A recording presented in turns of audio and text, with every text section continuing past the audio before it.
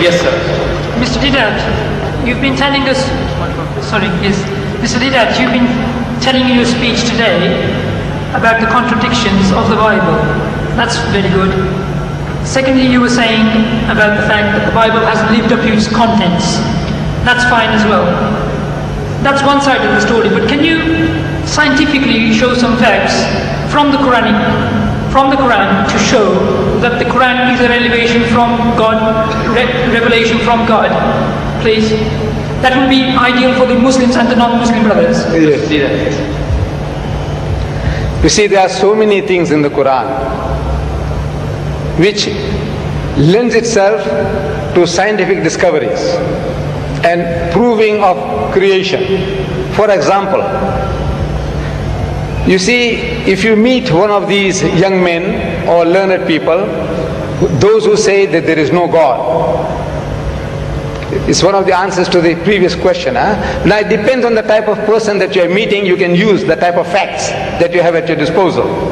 You meet a man of learning, a doctor, a professor of astronomy, biology or whatever, and yet he says that there is no God. And when you ask him, according to his learning, the origin of this universe, how did this universe come into being? And that person will postulate, he's going to start explaining to you that you see, millions and millions of years ago, billions of years ago, this universe was one piece. And there was a Big Bang. And out of that Big Bang, that explosion, this universe came into being and things started moving in space, and they have been ever since moving at a regular pace. So that type of a person, we might ask, he says, now, where did you get this idea from?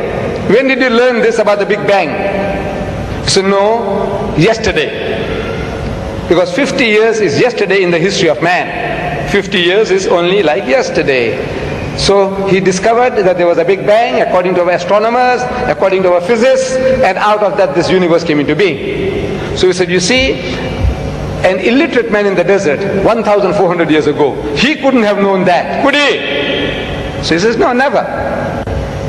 So he says, well, listen, now we quote the Quran. Allah says in the Quran, أَوَلَمْ يَرَ الَّذِينَ كَفَرُوا. Do not the unbelievers see? These atheists, these agnostics, those who say that there is no God, can't they see? أَوَلَمْ يَرَ الَّذِينَ كَفَرُوا أَنَّ السَّمَاوَاتِ وَالْأَرْضَ كَانَتَ رَتْقًا. That the heavens and the earth were joined together as one unit of creation. فَتَقْنَاهُمَا. And he split them asunder.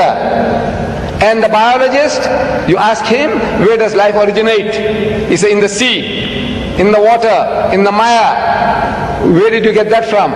He said, no, it's our discovery. When did you make the discovery? He said, yesterday. Because 50 years is yesterday in the history of man. So an illiterate man in the desert, he couldn't have known this. He said, never. Well, listen.